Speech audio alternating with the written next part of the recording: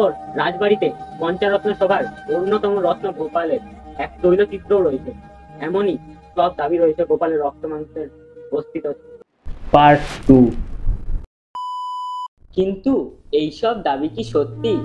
কিংবদন্তি ভাষাবিদ ও ঐতিহাসিক সুকুমার সেন বলেছেন, গোপাল ভাঁড় সম্পর্কে আধুনিক বাঙালির কৌতূহল থাকার ফলে বাস্তব অথবা কল্পিত ব্যক্তিটির সম্পর্কে যে জনশ্রুতি জাতীয় ঐতিহ্য গঠিয়ে রয়েছে ও উঠেছে, তার বীজ হচ্ছে ভাঁড়ের নামের অংশটি। গোপাল ভাঁড়ের ভাঁড়টুকু সংস্কৃত শব্দ ভাণ্ডারের ভাণ্ড।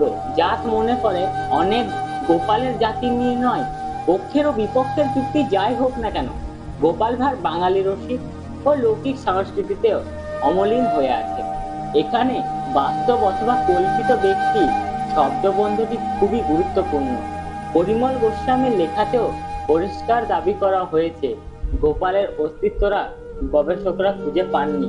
এও সত্যি যে গোপালের জন্মসাল কিংবা কোথায় তিনি জন্মেছিলেন তা কোনো নথিতে পাওয়া যায় না। এমনকি তার জমি বাড়ির দলিল দস্তাবেজও মাই ছবি কিছুই নেই। অবশ্য রাজা কৃষ্ণচন্দ্রের তৈলচিত্রকে বাদ দিলে যে ছবিকেও ঐতিহাসিকরা গুরুত্ব দেন না বলে জানা যাচ্ছে। রাজা কৃষ্ণচন্দ্রের সভার আরেক উজ্জ্বল নাম কবি রায়গুণাকর ভারতচন্দ্র। তিনি এত কিছু লিখেছেন, কিন্তু তার রচনায় রাজার রাজসভায় এত গুরুত্বপূর্ণ একটা নাম গোপালকে নিয়ে কিছুই নেই। ছিলেন সাধক রামপ্রসাদ সেন। রাজার সভার এই কিংবদন্তি রত্ন কোথাও গোপালকে নিয়ে কিছুই লিখেছেন বলে জানা যায় না। যদি সত্যি গোপাল সে সভায় থেকে থাকেন, তাহলে কেন এরা নীরব হইলেন? বিশেষ করে ভারতচন্দ্র, যার লেখায় আমরা রাজা কৃষ্ণচন্দ্রের সভা সম্পর্কে জানতে পারি। এমনকি এও জানা যায় সভায় শঙ্কর ও তরঙ্গ নামে দুই ভাঁড় ছিলেন। অতি প্রিয় পরিষদ শঙ্কর তরঙ্গ, হরষিতে বলরাম সদা তরঙ্গ। কিন্তু গোপাল কিংবদন্তি বিদূষকের নাম কেন লেখা হলো না? 1953 সালের বাংলা ছবি গোপাল ভাঁড়ের কথা বলা যাক। সে সময় প্রতিটা ছবির সঙ্গে বুকলেট দেওয়া হতো। এই ছবির সঙ্গে দেওয়া বইয়ে পাওয়া যাচ্ছে গানগুলিও।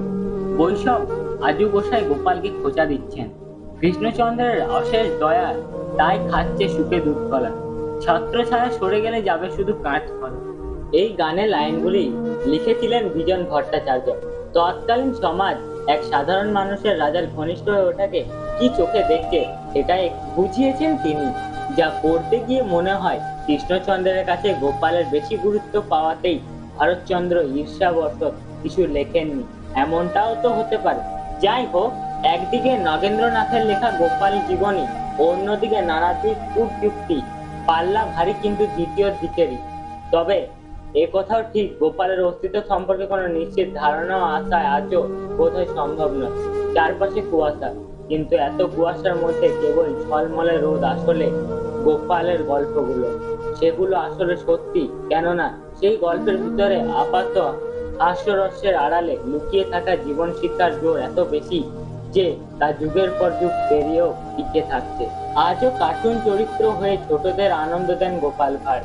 রাষ্ট্রযন্ত্র তথা শাসকের মুখের উপরে সত্যি কথা বলার হিম্মত দেখে তাক লাগে হরিপদ কেরানিদের। গোপালের চেহারা গোলগাল, টাক মাথা, ঘুড়িওয়ালা মানুষটা তবুও একজন হিরো। লঘু রসিকতা ওরা ভাঁড় বলে তাচ্ছিল্য করলেও তার কিছু এসে যায় না। গোপালের তীক্ষ্ণ বাক্যবান অন্যদের মতো সোজা রাজার উদ্দেশ্য ধেয়ে যেয়ে থাকে। সেই সব গল্প আমাদের কত কথা মনে করিয়ে দেয়, ভবিষ্যতেও দেবে। কেননা সমাজের চেহারা বদলালেও মৌলিক বিষয়গুলি বদলায় না। আর তাই গোপাল রক্ত মাংসের হোক বা না হোক, তিনি হেঁটে বেড়াবেন শতকের পর শতক পেরিয়ে। জয় হোক গোপাল ভাঁড়ের। তো যাই হোক, গোপাল একটা রক্ত মাংসের চরিত্র না হতে পারলেও সে আমাদের মনের একটা প্রিয় মানুষ। তাই গোপাল ভাঁড়ের জন্য অবশ্যই এই ভিডিওতে একটি লাইক করে চ্যানেলটিকে সাবস্ক্রাইব করে রাখবেন, এবং ডিসক্রিপশন বক্সে আমাদের ইনস্টাগ্রাম, ফেসবুক এবং টেলিগ্রাম চ্যানেলের লিংক দেওয়া আছে, ওইখানে গিয়ে ফলো করে রাখবেন। কারণ ওইখানে আমরা ইউটিউব ছাড়া ওইখানে অন্যান্য বিস্তারিত জিনিস জানিয়ে থাকি।